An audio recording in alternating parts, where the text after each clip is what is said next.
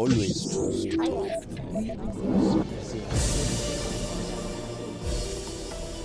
She was asked by the UN to navigate the challenges of delivering humanitarian aid to Gaza under Israeli siege, and at a time there were growing calls from world leaders and people around the globe to call what's happening there a genocide. Sigrid Kaag, former Deputy Prime Minister, Finance Minister and Foreign Minister of the Netherlands, went on to serve as the UN's Senior Humanitarian and Reconstruction Coordinator and Acting Special Coordinator for the Middle East peace process.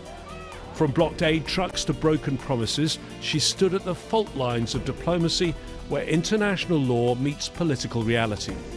Now out of office and with Gaza facing a starvation crisis, international norms collapsing, and the UN, according to many, facing a crisis of purpose, can anything be achieved?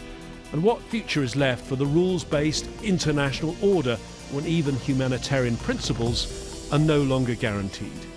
Sigrid Kaag talks to Al Jazeera.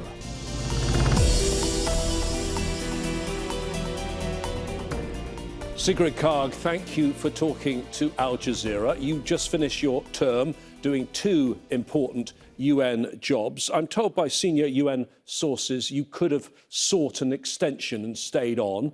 You decided not to. Why? Because I felt, well, there's two reasons. The first assignment I had, as you know, was always meant to be temporary and finite. Resolution 2720 to facilitate and accelerate aid into Gaza, establish the systems needed to do so.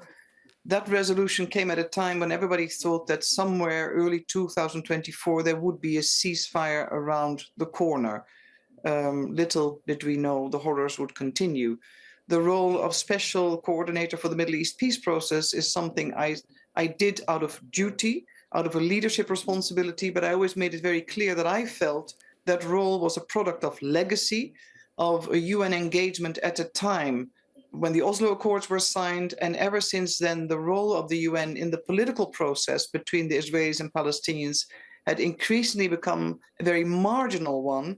And at the current juncture, I felt there was no longer a real, credible presence of the UN other than actually paying lip service to a process. So do you believe there is no longer a peace process? Do you think there's any chance of a two-state solution now? Well, I think there has to be a peace process, but whether the UN has a meaningful role other than a reporting one, and reporting to the Security Council is a different matter. It depends on whether you want to be a player, an enabler, a facilitator, be part of negotiations, or whether you are a reporting office. I thought time had overtaken the actual special political mandate that had been given at the time. Should there be a two-state solution? Yes, of course. That is part of international legitimacy, the resolutions. However, the viability, if we look at the facts on the ground that have emerged ever since the Oslo Accords were signed, from checkpoints to confiscations to housing demolitions, and the rapid increase in settlement building, it makes the viability of an independent Palestinian state alongside a safe and secure Israel a very far-fetched solution. But political pressure, political will, political determination is everything. And this is where the UN is the important player with moral authority, but the weakest player because we do not possess sovereignty. We do not have the instruments. We are a product of willpower of the international community. It's upon the member states to seize it. Your other role, the one you took first, was the Senior UN Humanitarian and Reconstruction Coordinator in Gaza. What did you hope to achieve in that role? What did you achieve? As you know, I left government at the time as Deputy Prime Minister to take on this role. It was already touted to be mission impossible. I cast it as mission near impossible. I did it out of a moral imperative. It is a significant crisis. I have particular attachments to Israel, to Palestine, to the broader region. I felt I'll try to do it. What we did achieve was establish supply lines. We opened routes, Jordan, Egypt. We opened Ashdod port. We organized and leveraged the international community. So when there was a ceasefire, massive influx of aid was possible. We also established verification and monitoring systems. But what we can't deliver and couldn't deliver on was the political will to sustain and have really true ceasefires. That wasn't part of our role, but we could only function as an element of the international community if the ground, the political framework is there. And that, of course, is a political choice, sadly. And we've seen now, 22 months later, which stage we have arrived at. Horrors, tragedy, and endless suffering, which will be intergenerational. And this year, things seem to have gone backwards significantly. We'll talk about that in a moment. But if I can start with that resolution that you mentioned when you were first given the job. Your job was mentioned in this 2720, the UN Security Council resolution. At that time, when that was passed in December 2023, the death toll in Gaza, and we know the official figures are undercounts, but the death toll was 20,000. It is now 3 times that. I mean, what does that say about the world and the fact it's allowed this suffering to triple? Yeah, I think it's an indictment on all of us. As I've said on other occasions publicly, I personally feel a profound sense of shame on behalf of the collective, of our collective, the international community. We haven't been able to stop the war. We haven't been able to alter the course of the war, the way the war was conducted.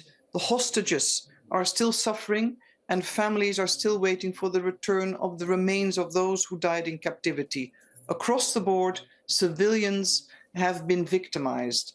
And what this says, it says a lot about the state of affairs in today's world. When the Security Council issues a statement, we see very little traction. When the European Union, and myself as a European, of course, speaks or deplores, condemns, etc., we know the sort of the litany of statements one can issue. It has little to no effect. When that resolution was passed 1 year and 7 months ago, it called for the immediate, safe and unhindered delivery of humanitarian assistance at scale. Then a month later, the International Court of Justice said Israel must let the humanitarian aid in. What went wrong? Let me go through what Israel says went wrong. It says that the UN agency that deals with Palestinians, UNRWA, is completely infiltrated by Hamas. It says Hamas has been stealing the aid. It says the UN is inefficient. Are any of those things true? The UN agencies are trying to do their job, and NGO partners, as well as the International Red Cross and Red Crescent, are trying to do a job they would do anywhere else in the world in conflict zones. They have the knowledge, they have the systems, and they're connected to local community. UNRWA was and is still the largest relief provider with all its tentacles, I would say, in the local community. We've seen a recent reconstruction that already, I would say, contradicts Israeli statements from the beginning that aid was falling in the wrong hands. During the ceasefire, the last ceasefire, the UN and the NGOs were responsible for 35% of the aid that went into Gaza. 65% was under the purview of the IDF. The UN and partners could account for the aid, how it was distributed, to whom it went, etc. The 65% we have no say over. But what we've seen in the New York Times reconstruction, that Israeli defense officials now say, actually, the system worked quite well. So that's argument one. The debate around UNRWA and the potential infiltration, the association of staff with Hamas, or be they guilty of acts of terror, has always been under immediate investigation, done separately by New York. I'm not privy to the findings, but I know that my colleague Philippe Lazzarini has always said, as well as the Secretary General, give us the evidence, we will deal with it. And in a war zone, nothing is pretty. You can't ask perfection the way you would perhaps if you work in Switzerland or anywhere else in Europe. However, the fact that humanitarians have lost their lives, that civilian infrastructure has been consistently targeted or been subject to bombardments, to raids, to military operations, speaks to the difficulties and the high risks all humanitarian workers have faced in order to serve the civilians. At the end of the day, the numbers, the death toll, 60,000 plus civilians have lost their lives.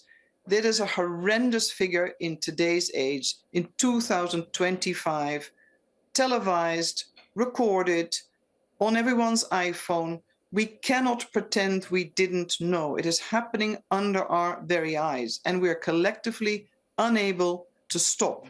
And I'm saying this both for the hostages who need to be released and The recent images, of course, of their captivity again are horrendous. It is outrageous.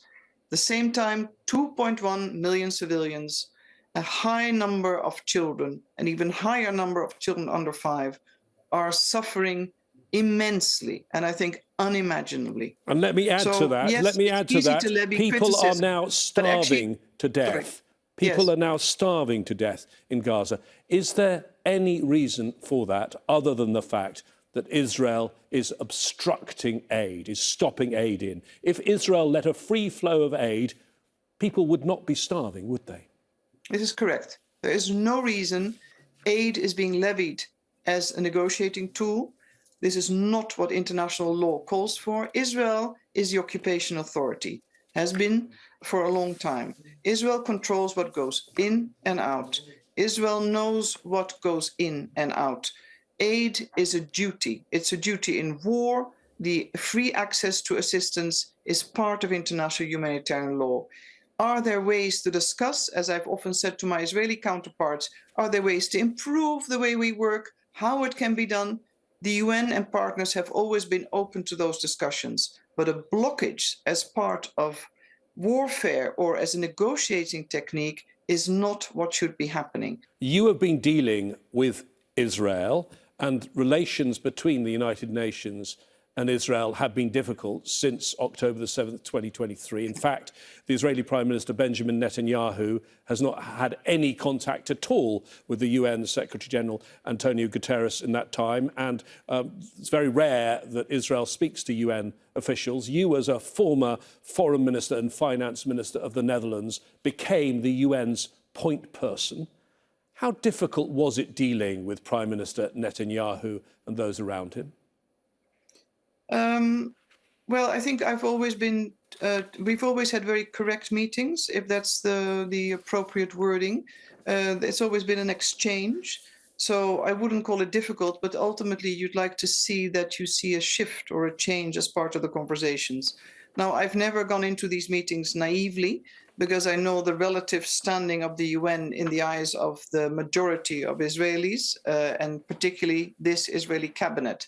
So you try to also mitigate or navigate and see where you can arrive at a change. What I'd have to say as well is that we could collectively feel a big shift since the election of the Trump administration. The US administration under Biden, as much as they were also tied, they had their hands tied potentially and were limited in the type of engagement they would be able to undertake, given either domestic pressures or the particular purview of President Biden. There was always a strong focus on what the humanitarian needs were, what international humanitarian law required, and what we could do together. But can I get in there? You know the political realities here. Both the Biden administration and the Trump administration, they provide the money, they provide the weapons. They could, if they wanted, have stopped this war.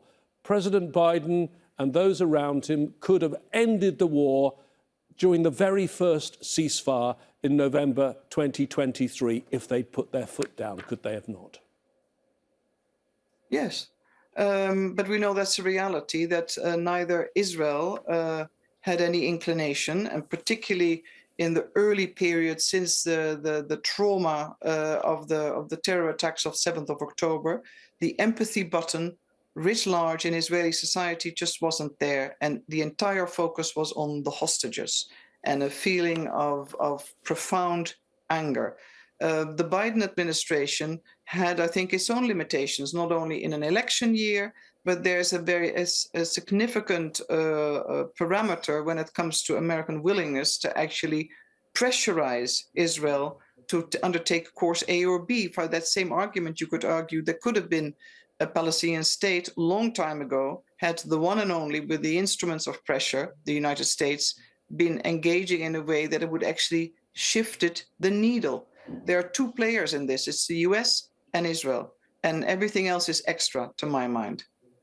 This year, as we've said, things have gone backwards. We had the ceasefire, but then we had a total Israeli blockade of aid for almost 80 days. And then the Gaza Humanitarian Foundation, an operation that most aid workers say does not comply with the basic principles of neutrality. When were you first told about that plan? Did you object at the time? And would you say relations between Israel and, for that matter, the US and the UN have now pretty much broken down? I can't recall exactly when we were first made aware of the specifics of this plan, but it was always, I think, hovering above the market, even last year. But I can't point back to a moment. From the early days, my team and myself have made it very clear that we think this is an entity that is established with a very flawed objective. To my mind, it was built on the premise that aid should not be diverted. Fine, we can agree to that. However, the premise was one against Hamas. One can understand that too, certainly politically from a security perspective through the Israeli lens, but aid can neither be weaponized nor militarized. So I come back to the point I made earlier. If the UN needed to improve its posture, deliver better, deliver differently, allay concerns around the risk of aid diversion, then we need to talk about that. But to establish an entity that is neither serving people, risks being part of a continued forced displacement, which we've seen by the way it's established, the weaponization and militarization of aid is fundamentally against anything that reflects humanitarian principles. So I've also indicated that we cannot be part of this in any way. Should the GHF be willing and able to feed people in a manner that is commensurate with international humanitarian law, go ahead. This is not a competitive business model here. We're not fighting. We should be assisting. But we've seen the tally, the death toll associated with the aid distribution through the GHF, and the numbers of people, the types of food, the assistance people get is woefully below any standard. So sadly here, I think United Nations and partners have been proven right. But I actually would like to be wrong, because the goal is to assist people. And as Palestinians in Gaza have told me on every occasion, we are more than food. We deserve an education, we deserve protection, we deserve access to healthcare. Do not treat us as only people that need to be in bare survival mode. The type of assistance that is needed for Gazans, and that is massive, sustained, and over time, and very generous. And it is much more than food alone, even though we're talking at a moment of profound starvation. There are very extreme views, as you know, in the Israeli cabinet, but you've spoken to Israeli officials close up. You've spoken to officials from the Trump administration. Can you be clear what Israel actually wants in Gaza, what its end strategy is, and for that matter, what the Trump administration's strategy is? Is it a strategy of reconstruction, or is it a strategy of keeping Gaza in ruins and forcing people out? Even President Trump talked about a new Riviera resort with no Palestinians in it. Well, I can't say that I've discerned a strategy. A lot of it is tactile as opposed to strategic. But in tactile moments of crisis, a number of the extremist voices in the cabinet, of course, keep touting and promoting their desire to see all Gazans either dead or displaced, have settlements built. And in a vacuum, in nature, a vacuum always fills itself. So I think even having no strategy other than tactical considerations, which are way beyond the current military stalemate that seems to exist, that is very dangerous, because you get a new form of status quo, that Gaza is left to flounder, that life has been made unbearable and impossible for those still alive, that they may want to actually in future say, well, I might be leaving. And then any minister could claim that, oh, well, that was voluntary. But under international law, when life in the conduct of war by the occupation authority has been rendered impossible, it still amounts to forced displacement. What we need to do is to counter, get the ceasefire, get the assistance, and really make work of the plans that we, my team and I, with the bank and the EU have prepared for the recovery and reconstruction of Gaza. Gaza can flourish, but if Gaza is lost, I think any prospect of a viable Palestinian state is also lost, perhaps not forever, rights are not lost, but the reality has taken shape yet again. You are the former Deputy Prime Minister of the Netherlands. Your country is known as the home of international justice, the home of the International Court of Justice, the top UN court, and of the International Criminal Court, which are both based in The Hague. Do you think there will ever be accountability for the deaths in Gaza, for the war crimes that have been committed, a death toll well above 60,000 people, including 1,500 health workers, more than 400 aid workers, and over 300 of your own UN staff? I honestly don't know, but I think any country that aspires and espouses to promote international law, the rule of law and international order, needs to ensure in any country situation, be it Gaza or elsewhere, we need to see that justice is served in the interest of peace, in the interest of future stability, in the interest of our own conscience. It's a key ingredient. It's also part of SDG 16, so to speak. It is part of our bread and butter. If you do not speak to justice for all the victims, if you do not address the warring parties, if you do not seek accountability, I think it is a death knell when you speak to the whole system that we've built and cultivated so carefully. Is it hard? Yes. Will it be popular? No. But I think it's extremely important in this day and age for all victims in any conflict situation where accountability needs to be sought. It is so important also for healing and trauma recovery. You talk about that whole system, but you could argue that whole system is crumbling. We just had the anniversary of dropping a nuclear bomb on Hiroshima at the end of World War II 80 years ago. The system was put in place then, but the basis of that system is constantly being challenged. Russia invading Ukraine, a breach of the UN Charter. Recently, the US following Israel and attacking Iran, a breach of the UN Charter. Yes, I don't think we're living in particularly optimistic times. I think it's a gloomy era. We're seeing transactional diplomacy, coercive diplomacy. It's the might is right scenarios that come out and play at best, and sort of an a la carte use and reference to international law and an erosion of the standing of the international system. But at the end of the day, we're all here. As citizens, we have a voice. In democratic countries, certainly when one can vote, and it makes a difference. As member states, we have a responsibility. Do we want to see change? Do we want to see reform, in particular, let's say, of the UN system? Absolutely. Can it be more cost efficient? Can it be relevant, fit for purpose to this era? Also, but if you attack the fundamentals and the foundations of the very system we've built, I think we're adrift. And that, I think, is the most worrisome part. And to be adrift suits many a dictator. It suits many a so-called predator. And it doesn't shield the most vulnerable. Actually, it leaves them more exposed. And I'm profoundly convinced that it will create new forms of instability, new forms of risks, which are neither good looking at it from a global geoeconomic perspective, let alone through the security lens or geopolitics. So we need to invest. Criticism is easy, but come and be part of the change. Drive the change. Is the UN system operating the way it should be? Should the UN, you've been watching it close up, should it have been speaking out more in recent years? We mentioned the UN Secretary General not speaking to Netanyahu for 2 years. Well, Trump has been the president of the United States, and he's not spoken to him either in the 6 months that Trump has been president. The UN is becoming irrelevant, is it not?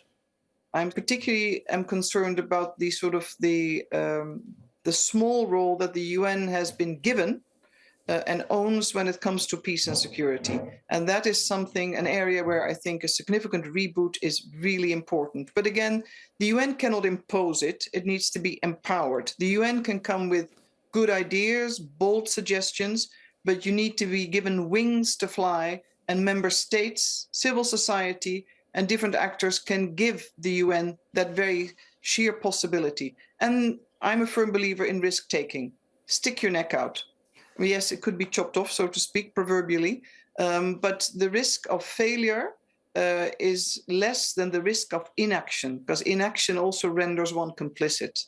And I think a risk of failure can never be by speaking out, calling truth to powers, standing for norms and values. This is what people still expect of the UN. And yes, you need to engage. And usually peace is not made with one's friends. You don't have to become best buddies, but you need to be there in a very humble fashion to be part of a conversation. And the UN is there, frankly speaking, to help parties get to that point. But if we're not even asked to do that, then you have to admit that your role is just second best when it comes to many critical processes. I think that plurilateral solutions nowadays, where multilateral agreements are stuck, are a way forward. We've seen this in the WTO earlier on when I was a Minister of Trade. However, plurilateralism risks being à la carte and risks, again, eroding the very foundations of multilateral systems. Finally, you've done a series of very high-profile and high-pressured jobs in your career. I'm assuming the one that you've just finished, though, with those visits to Gaza, must have been one of the toughest jobs you've done. You know this region very well, both personally and professionally. You had some of your early jobs in this region. I'm not sure our viewers will know, but you are married to a Palestinian too. What does it feel like seeing Palestine in this state? Well, it's a very hard one to answer. As I said earlier on, I took this duty out of moral imperative, both towards Israeli friends as well as Palestinian relatives and friends. I have a deep personal commitment to the region, but I'm extremely sad. I'm sad at the lack of will to really drive home solutions that are just and fair, that are in the interest of both people. I fear that all the steps that have been taken over the last decades are quite irreversible, because I don't see at the moment under the Israeli population a profound will or interest to actually arrive at significant concessions which would be needed. And Palestinians don't believe in a form of a peace process anymore. And this is quite separate from the symbolic political victories of declarations of statehood. At the end of the day, for people living the land, they'll have to make it work together. And that is perhaps a very different reality. So you see young Israelis and Palestinians come up with initiatives such as a land for all, in recognition, in a way, that the old formulas may no longer work. Are they rightful? Yes. But are they applicable in today's generation? I think we have to look at reality and face that and see what is just and equitable and which does justice to both peoples.